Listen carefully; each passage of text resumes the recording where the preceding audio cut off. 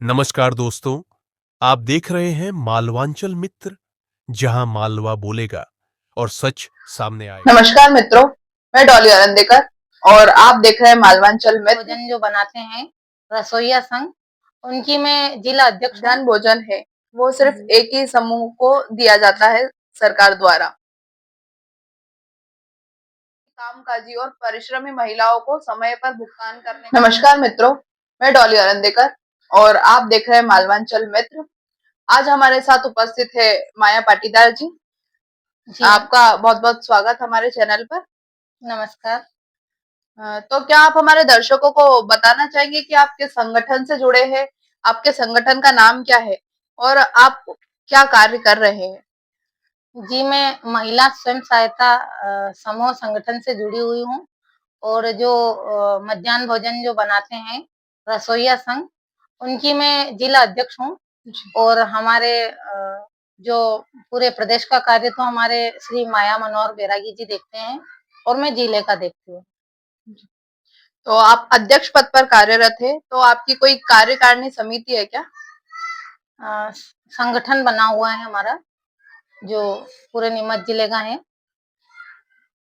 तो जैसे आपने बताया कि आपकी एक पूरी समिति बनी हुई है, पूरे जिले में है, तो आप उसका संचालन या आपका जो समूह है, उसका कार्य किस प्रकार से कर रहे हैं अभी? समूह संचालन का कार्य हम सब महिलाएं मिलके पूरे जिले की जितनी भी महिलाएं हैं, सभी संगठन के साथ है और सभी मिलकर इसका मध्याह्न भोजन का जो पुनीत कार्य है, उसको हम सब चला रहे हैं। तो जैसे आपने बताया कि आप जो कार्य कर रहे हैं, इसको मासिक बैठक या आप किसी बैठक के रूप में इसका क्रियान्वयन करते हैं क्या? जी हाँ, हर बैठक के दौरान संचालन करते हैं और जो भी समस्याएं आ रही है और उसका हम करते हैं कोशिश कि हम ये समस्याएं सरकार तक पहुंचाएं हमारी। माया जी, मैं आपसे जानना चाहती थी कि आप लोग जो भोजन बनाते हैं, उसमें सरकार द्वारा आपको क्या सहायता प्रदान की जाती है? सरकार से हमें खाद्यान्न मिलता है, जो कि काफ़ी कम बच्चों के मान से कम मिलता है। जैसे 100% बच्चे हैं, तो हमें 65% बच्चों के हिसाब से ही खाद्यान्न मिल पाता है ना। और ये राशि मिलती है, खाना बनाने की, खाना पकाने की, जो भी सामग्री है उसकी राशि मिलती है। क्या आपको प्रति छात्र भुगतान भी मिलता है क्या? प्रति छात्र भुगतान मिलता है, हाँ। हाँ, वो किस प्रकार से मिलता है आपको? पर वो जैसे राशि मिलती है तो एक बच्चे की थाली पे हमें ₹6 17 पैसे ऐसा कुछ मिलता है, ऐसा ही मिलता है। जो सहायता आपको सरकार द्वारा प्राप्त होती है, उसे आप किस प्रकार क्रय करते हैं या किन-किन चीज़ों में आप उसे क्रय कर सकते हैं?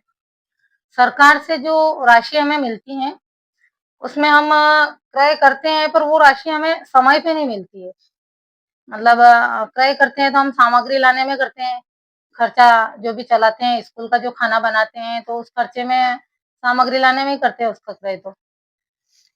कामकाजी महिला के तौर पर आपको जो वेतन भी मिलता है क्या इसमें कुछ? जी हाँ, वेतन मिलता है इसमें। इसमें महीने के स्कूल के जो रसोइया रहते हैं ना, तो ₹4000 महीने के मिलते हैं। मैं जिस संगठन में आप जुड़े हैं, वह व्यक्तिगत रूप से आप संचालित कर रहे हैं या वह समूह के माध्यम से संचालित किया जा रहा है? जी, ये महिलाओं के माध्यम से संचालित होता है जी। कि जैसे हम 10 महिलाएँ, 11 महिलाएँ मिलके एक समूह बनाती है। अच्छा। जी, तो 10-11 महिलाओं का एक समूह बनता है। हाँ, तो ये सब महिलाएँ बन के ही संचालित करती है समूह को। जो महिलाएं सरकार संचालित कर रही हैं। जी हाँ, सरकार ने जो एक ऐसी योजना बना रखी ना, जिससे महिलाओं को अच्छा रोज़गार मिल रहा है समूह द्वारा और महिलाएँ कहीं न कहीं आगे ही बढ़ रही है। तो आप बताएँगे कि समूह में कितनी महिलाएं जुड़ी है आपके साथ? पूरे जिले की बताऊँ तो नहीं, एक समूह का जब आप गठन करते हैं, तो जी, उसमें अपने को कितनी महिलाओं की आवश्यकता होती है जब जाके वो समूह कहलाता है?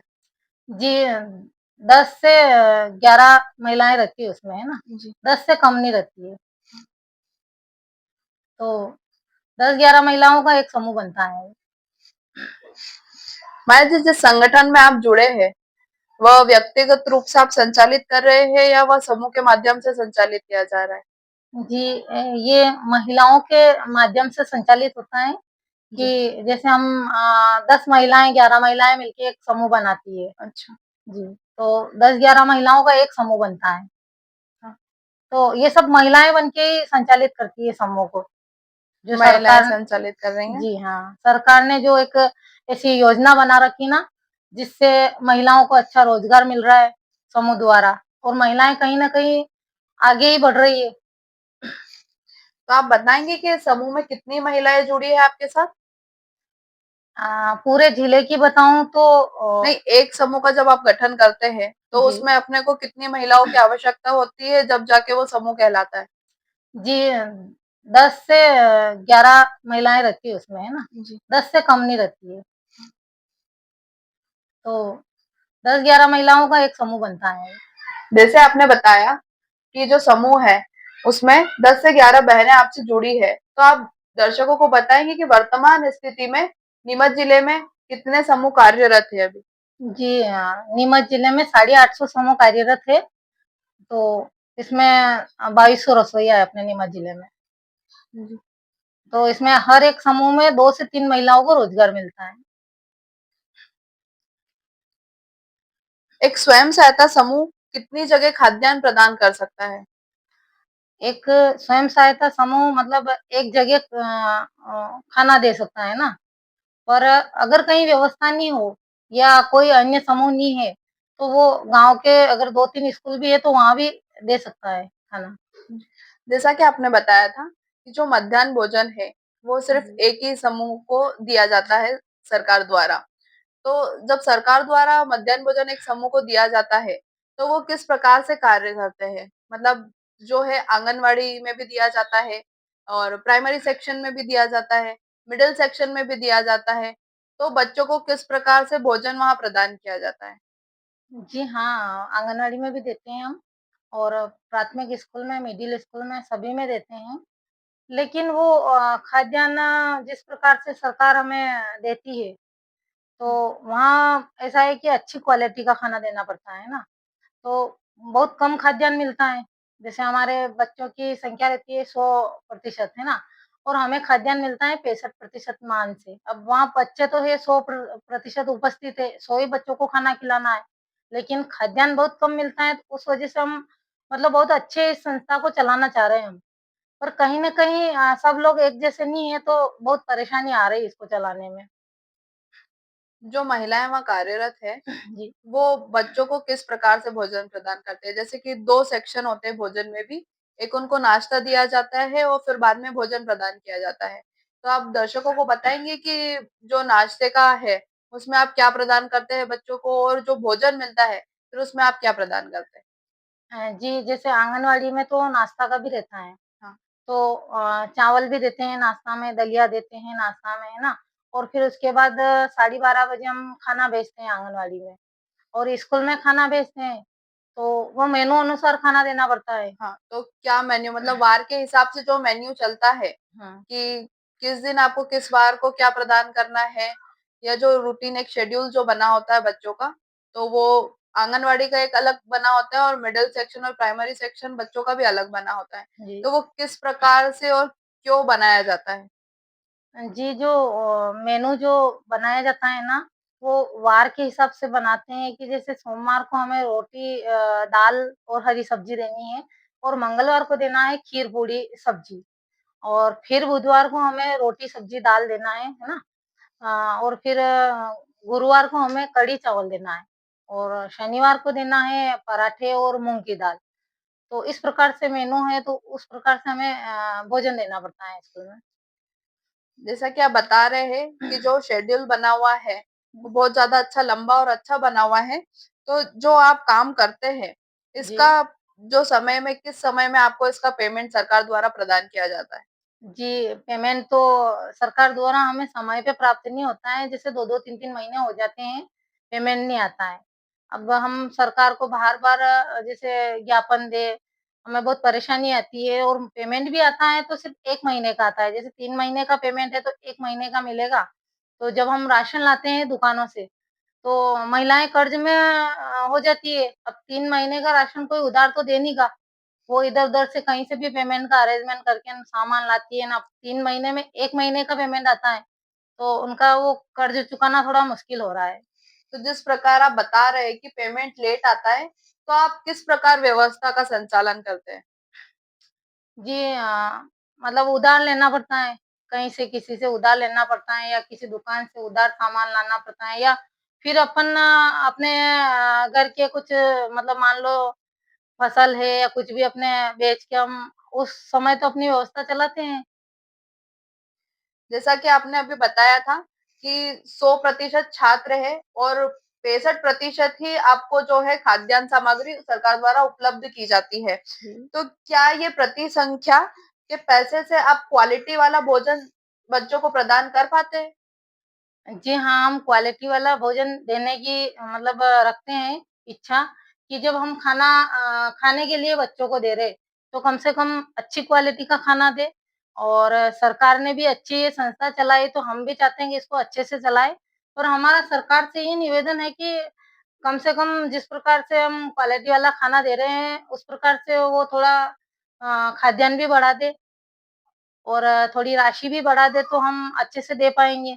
महिलाएँ कर्ज़ में नहीं डूबेगी।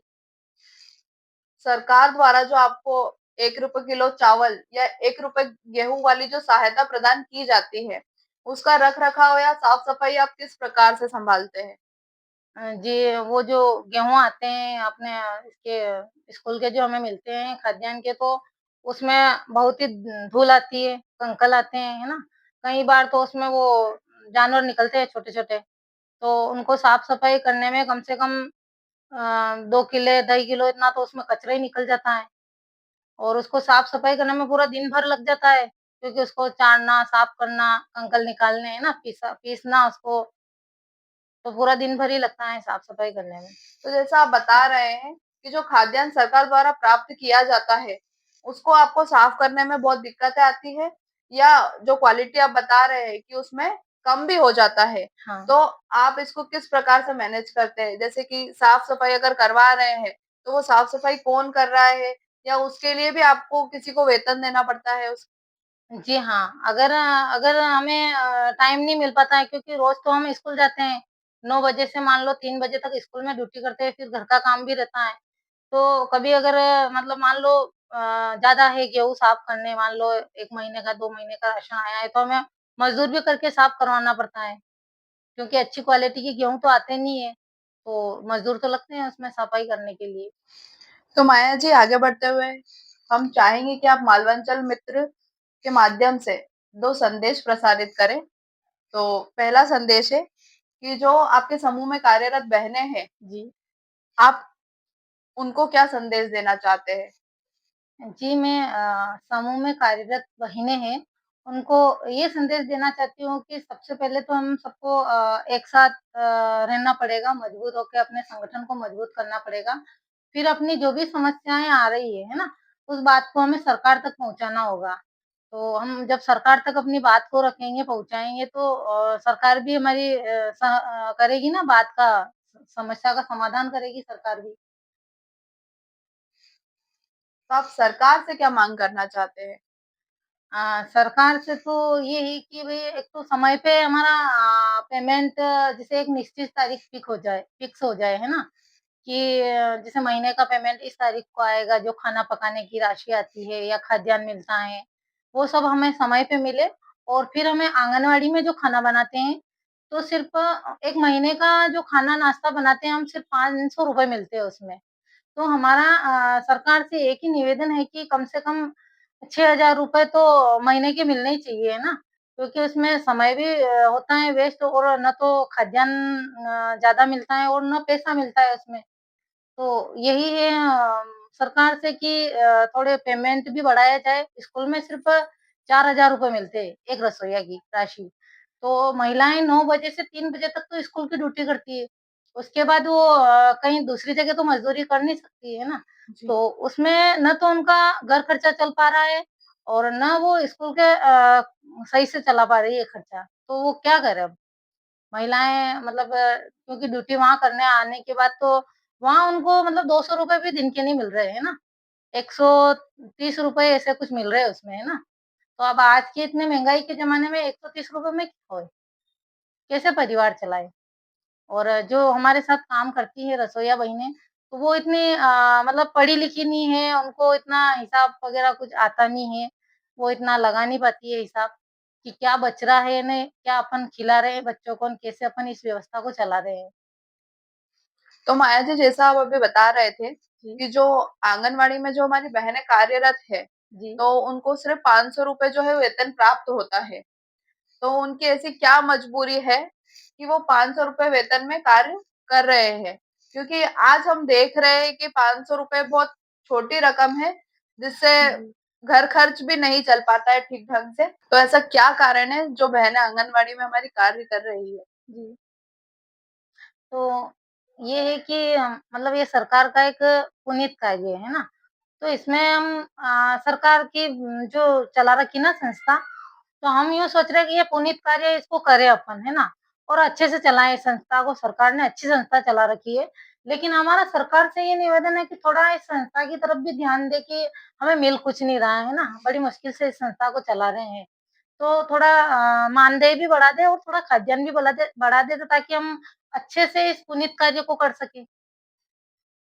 तो आप सरकार से क्या माँग कर रहे हैं कि वो कितना मानदेय बढ़ा दे जिसमें आप सुचारू रूप से उसका संचालन कर सकें? जी, जैसे आंगनवाड़ी का है, तो आंगनवाड़ी का कम से कम 6,000 रुपए महीने के मिले रसोइया को, जो खाना बनाती है ना? और खाद्यान्न भी बढ़ा दें बच्चों के हिसाब से और स्कूल का भी है, तो स्कूल में भी यही प्रॉब्लम चल रही है। तो स्कूल में 4,000 है, तो कम से कम 12,000 रुपए तो एक रसोइया को मिलने ही चाहिए। तो माया जी, आगे बढ़ते हुए हम चाहेंगे कि आप मालवांचल मित्र के माध्यम से संदेश प्रसारित करें। मालवांचल मित्र का बहुत-बहुत आभार करती हूँ, जो हमारी महिलाओं की पीड़ा को समझा, रसोइया संघ की जो पीड़ाएँ हैं, उनको समझा और हमारी बात को सरकार तक ले जाने में हमारी बहुत-बहुत मदद करी है। इसलिए आपका बहुत-बहुत आभार करती हूँ। तो मित्रों, आज हमने मध्याह्न भोजन बनाने वाली महिलाओं के संगठन की अध्यक्ष श्रीमती माया पाटीदार जी से उनकी तकलीफों को जानने का प्रयास किया कि समूह में महिलाओं को किस प्रकार की तकलीफें आ रही है। हम भी सरकार से मांग करते हैं कि कामकाजी और परिश्रमी महिलाओं को समय पर भुगतान करने का प्रयास करें और जो सरकार द्वारा राशि खाद्यान्न के लिए प्रदान की जा रही है, उसे भी थोड़ी बढ़ोतरी करें, जिससे बच्चों को पौष्टिक आहार प्रदान किया जा सके। तो दर्शकों, आप देखते रहिए मालवांचल मित्र। नमस्कार। मिनी खबरें, असली मुद्दे और आपकी आवाज। मालवांचल मित्र, हर कोने की खबर, हर दिल की बात।